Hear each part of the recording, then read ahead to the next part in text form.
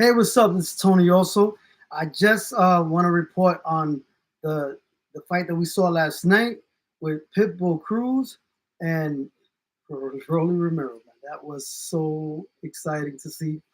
I enjoyed watching Rolly Romero get knocked out.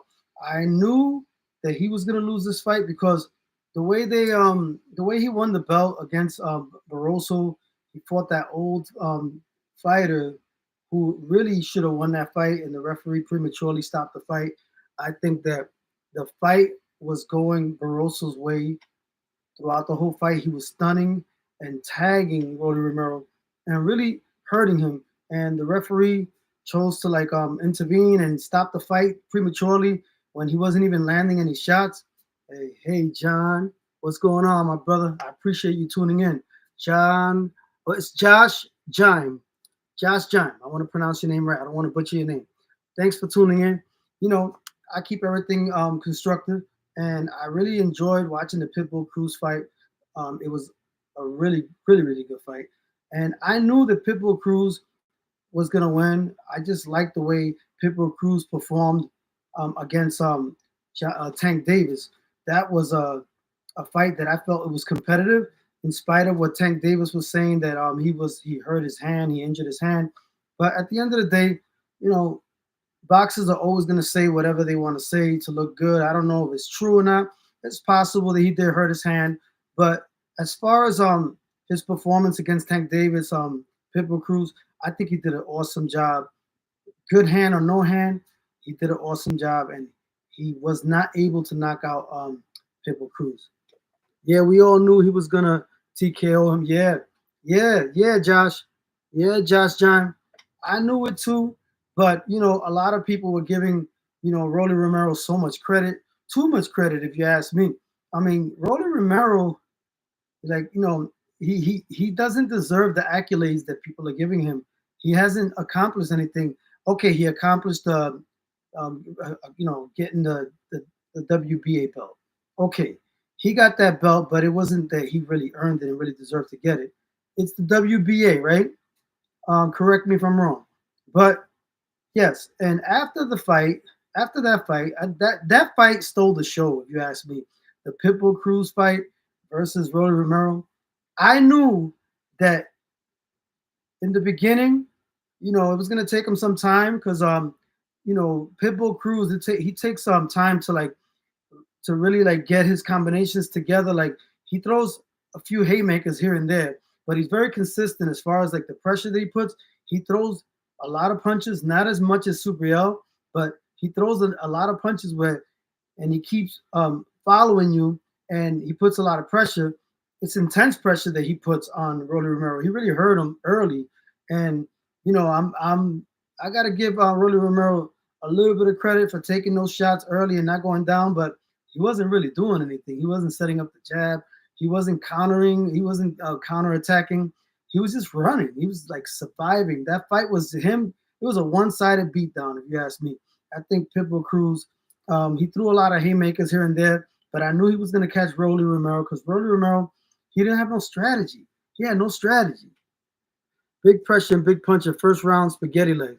Yeah, he felt that power from Pitbull Cruz, and I feel like I knew that it was going to take him until the eighth round where Rolly Romero was going to be broken down enough to the body, because if you notice throughout the whole fight, Pitbull Cruz was going to the body. Every now and then he would go and throw punches to the face, but he would never throw body shots. Every once in a while, but his trainer kept reminding him in the corner that throw the jab, not the jab. He didn't throw a jab at all, but he said keep punching to the body. The trainer in the corner of Pitbull Cruz kept telling him, don't go for the headshots too much. Go for the body. Go for the body, because that's the way he was gonna break him down. Like if you look at the way Rolly Romero was fighting, he was gonna try to box him, which really didn't work for him. He wasn't effective boxing, but the only way to slow him down was for Pitbull Cruz to keep putting pressure and hitting him to the body. That was the way that he was gonna break him down. That is the way that you break down a fighter, by getting him tired, hitting him in the body, where eventually after the eighth round, I knew that he was going to be cooked. He was going to be ready to be taken out, because he was doing that effectively Pitbull Cruz was doing that effectively from the beginning to the end. So I knew if he kept doing that, that was going to be effective, and he was going to be able to knock him out in the 8th round. And that's exactly how it turned out. He knocked him out in the 8th round.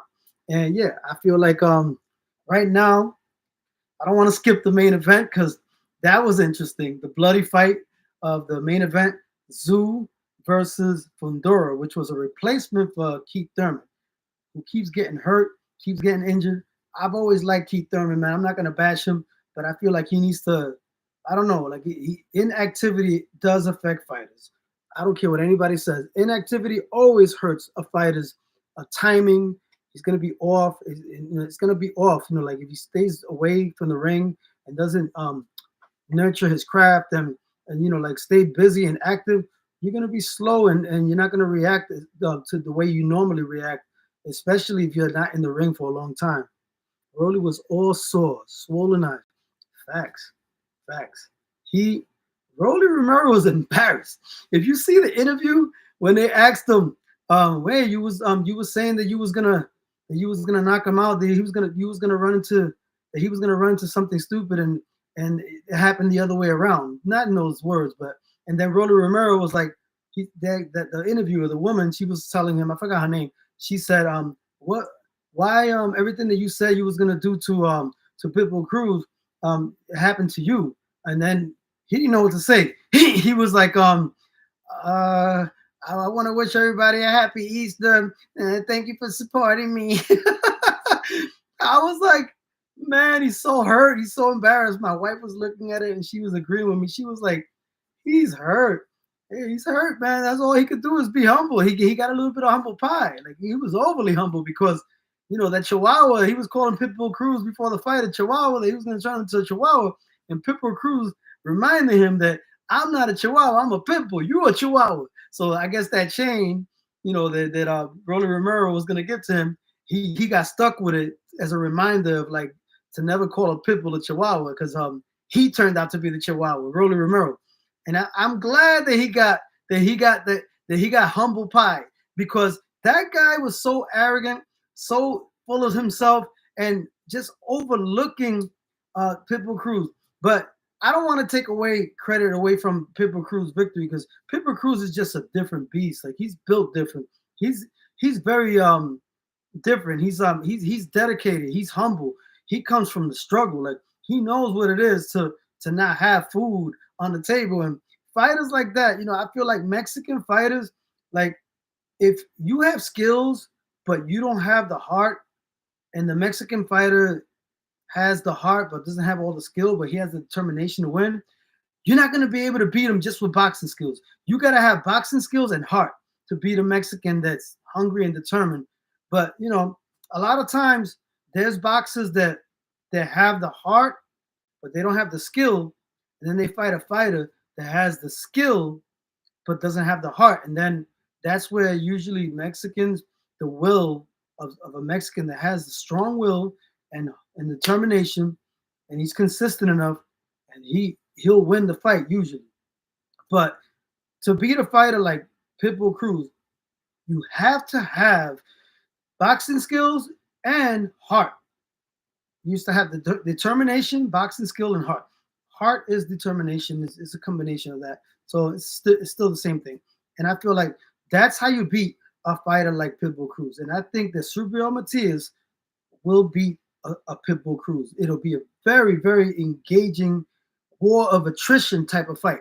It'll be like the fighter has to gradually break down the strength of the other fighter. And I feel like if you look at the variables and the intangibles that both boxers, champions have, the 140-pound division just got realer. It was real already with Subriel Matias, Devin Haney, Teofimo Lopez. And now we got Pitbull Cruz. Man, this is exciting. This is exciting for the 140-pound division because right now we got rid of the fake phony champion in Rolly Romero. Fakeero. I call him Fakeero. I don't call him Rolly Romero. I call him Rolly Fakeero, the one with the phony Fugazi championship. That championship is real, but he was not real enough to have it. I just feel like It was given to him. It was politics. The referee stopped the fight too soon. Something must have been involved. They must have had some politics involved, behind the scenes with that referee to stop that fight prematurely when he was losing. Rolly Romero. I don't want to keep bashing Rolly Romero, but I'm just glad that some justice was done to the 140-pound division, because now you can't say that the champions, the four champions, are not good entertainment value and not fan friendly, worthy to watch, because now there's no fake champion. Say whatever you want about Teofimo Lopez.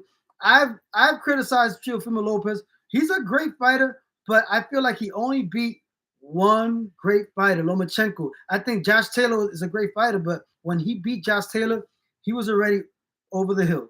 He was not the same fighter, because before that fight with Teofimo Lopez and Josh Taylor lost to Cataro, but they gave the fight to Josh Taylor. But he's been inactive 2020, 2021, 2022, and he was already 32 months inactive when he fought Teofimo Lopez, Josh Taylor. So I think that that's an overrated victory, and I don't give Teofimo Lopez the credit for that victory, because he wasn't fighting a consistent elite champion that was at his best. Once you are out of the ring for a long time, like the way he's been out of the ring, Josh Taylor, your skills and your timing gets affected, especially your timing. Like, you can't stay inactive for that long. You gotta stay consistent with your craft and hone your skills and hone your timing. Everything is consistency. So I feel like Subriel Matias, in spite of not having those bigger fights that Teofimo Lopez had, he has proven his consistency, beating undefeated fighters that would have gave problems to anybody else in the elite if they would have given him the opportunity, but they had a big machine behind them. So anyway, I don't want to talk about that no more. I want to talk about the main event. The main event, Tszyu and Fundora. Keith Thurman was replaced by Fundora. Fundora, I've seen him fight before. I know he has one loss to Mendoza, and I didn't really get to see that fight, but I didn't know a lot about Fundora, but I knew a little bit about Tszyu, so I felt like I knew that Fundora was like, he had determination, and he's hungry. He's a hungry fighter. He lost one fight, and his height was very overwhelming. As far as like when I seen it to my eye, I was like, wow, like size doesn't determine how you're gonna beat a fighter. But I just knew he had determination, and he would give Tszyu a good fight. And Tszyu, I seen him fight a couple of times with Harrison, and that's a good victory. But I never really was sold on Tszyu yet. I just felt like he didn't show me anything special for me to believe like, wow, he's gonna be a champion for a long time. But he is a good fighter. He's a good fighter. I don't take nothing away from him. I feel like Xander Zayas, he could do some damage at 154. I think he could. He has to step it up a little bit more. But in his last few fights, Xander Zayas has shown some improvement and progress. And he's made a minor statement. I think that he still has room for improvement, but he showed more than Berlanga. Berlanga is slowly showing some improvement, but I'm still not sold on Berlanga. But I think Berlanga's gotten better with his defense, with his boxing, taking his time a little bit, but with that opponent that he had, we got to see that with with a Benavidez or Canelo. That's a different ball game. But I still feel like he has more room for improvement. Berlanga, he's, I'm not really sold on him completely, but I feel like he can get better, but I don't think he's ready for the Benavidez, the other guy, the Cuban guy. I don't think he's ready for him. I don't think he's ready for Canelo. I just feel like he needs more time. And Xander Zayas has an opportunity to make some noise, but right now he needs to step it up a little bit more when he fights that Taylor guy. I think his name is Taylor. His last name. It's a prospect, undefeated. That fight with Fundora and Tszyu, it was like the headbutt that Tszyu got when he bumped into the elbow of Fundora. That's what created the gash on his head. And I feel like that he was bleeding profusely. I'm surprised they didn't stop the fight after the fourth round. But I think the reason why they didn't stop it is because it was the first splash of, I think, PBC with Amazon Prime doing the first pay-per-view. And I guess they didn't want to stop the fight too soon and then disappoint the fans and then have a negative view on the first PBC Prime deal that they made, the Amazon Prime deal. So I think that's partially the reason. And I just feel like they wanted to give the fans a fight where it didn't end in controversy because of the cut. And I feel like Fundora, his blood, the bleeding from him was coming from his nose and his mouth. So it was like both of them was having a bloody bad fight, and it's like it kind of like took away from the strategy, I think, because I think they were fighting like like they couldn't really see both of them like when they were fighting. So they fought like more like a desperation type of fight. If they would have not got cut, either of them, and they would have been more focused on a better strategic way of fighting to win the fight. So it was a close fight, and it could have went either way in my opinion. I feel like they probably gave the fight to Fundora because his sister is a flyweight champion, and they want to like make history and make the brother be a champion too. But I feel like the fight could have went either way, and a lot of that stuff, when it comes to like boxing, a lot of times they favor like making history, and it's possible that they gave the fight to Fundora because they wanted to make history because Fundora's sister was the flyweight champion, so it'll be like the first time in history where a sister and a brother is a champion in different weight classes. So they were making a big deal about that. But I feel like that fight, it was a good fight, but I feel like the fight was it was like the bleeding and the situation that they went through in the ring, both of them bleeding, it took away from the strategy of the fight. It would have been a more intelligent, strategic fight, but they were just going at it. And I feel like it's okay if they do that, but the blood on both of them, like pouring blood on the one from the nose and the mouth from Dura, and the other one from the gash Zoo from the gash on his head. I just felt like the strategy was thrown out the window. You know, Pitbull versus Matias will be very interesting. Yes, Josh Chime. That's the first question they asked him.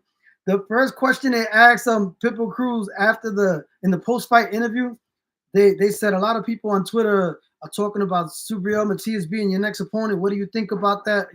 Pitbull Cruz, and Pitbull Cruz calmly said, with a serious face, he said, I don't worry about what opponent I'm going to fight. As long as the two companies come to an agreement, I'll fight anybody. So he didn't make it a point or emphasize on the opponent. Like, he'll fight anybody.